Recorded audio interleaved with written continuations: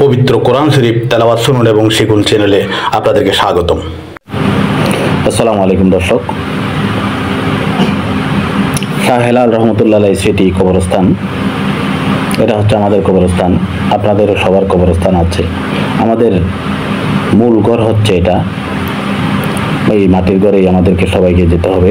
এখানে শুয়ে আছে আমার বাবা মা, আমার দাদা দাদি, পীর মুর্শিদগণ এবং বড় বড় আলেম ওলামাগণ এখানে শুয়ে আছেন।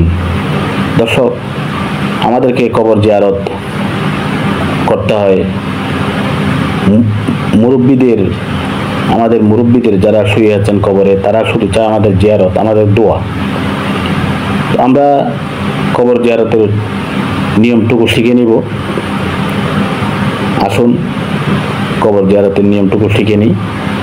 পাশাপাশি আমাদের ছেলে মেয়ে বাচ্চা কাচ্চাদেরকেও কবর জিয়ারত শিখিয়ে দিব।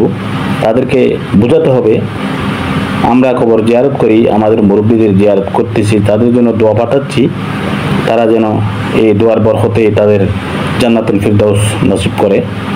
ঠিক আমাদের জন্য আমার ছেলে মেয়েরা বাচ্চা কাচ্চারা, আমরাও যখন চলে যাব তখন তারাও আমাদের জন্য এরকম দোয়া করবে। তাদেরকে আগে শিখাতে হবে। তো আসুন আমরা শুরু করি।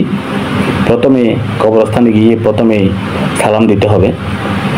আসসালামু আলাইকুম ইয়া আহলাল কুবুর মিনাল মুসলিমিনা ওয়াল মুমিনিনা আনতুম লানা সালাফুন ওয়া নাহনু লাকুম তাবউন ওয়া ইন্না ইনশাআল্লাহু বিকুম লাহিকুন ইরহামুল্লাহুল মুস্তাকদিমিনা ওয়াল মুস্তাখিরিন নাসআলুল্লাহ লানা ওয়া লাকুমুল আফিয়াতা ইরহামুল্লাহ লানা ওয়া লাকুম ওয়া ইস্তাহজিয়াল্লাহু লানা ওয়া ইয়্যাকুম।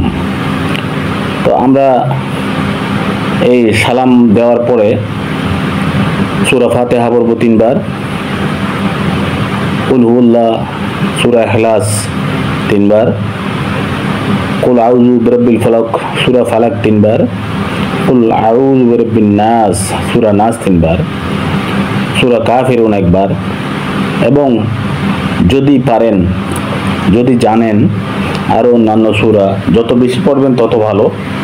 অন্তরপক্ষে না পারলে এই সূরাটুকু পড়বেন, পরে মিলাদ করবেন, কিয়াম করবেন, দরুদ শরীফ পড়বেন, পরে মোনাজাত করে চলে আসবেন। এটাই হচ্ছে আমাদের কবর জিয়ারতের নিয়ম। আমরা সচরাচর এভাবেই কবর জিয়ারত করি। মুরব্বীগণ, বড় বড় মুহাদ্দিস, মুফাসসির, ফকিহগণ এভাবেই জিয়ারত করে আসছেন। কবরস্থানে কবর জিয়ারতে গেলে সাথে বাচ্চা কাচ্চাদেরকেও নেবেন, তারা যেন সেটা শিখে। তাদেরকে শিখালেই আমরা পরবর্তীতে যখন মাটির ঘরে শুয়ে থাকবো, তারা আমাদের জন্য দোয়া করবে, তারা দেখবে, তারা শিখবে, বাবা মায়ের কাছ থেকে শিখবে। তাদেরকে শেখানোটাই হচ্ছে আমাদের মূল উদ্দেশ্য হওয়া দরকার। তো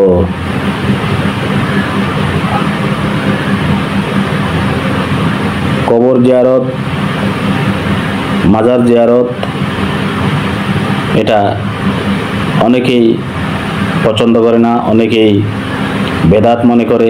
মাজার জিয়ারত অনেকেই বেদাত মনে করে। এগুলো হচ্ছে বিভ্রান্তি, তারা বিভ্রান্তি চড়ায়। ভিডিওটি ভালো লাগলে লাইক, কমেন্ট, শেয়ার, সাবস্ক্রাইব করুন।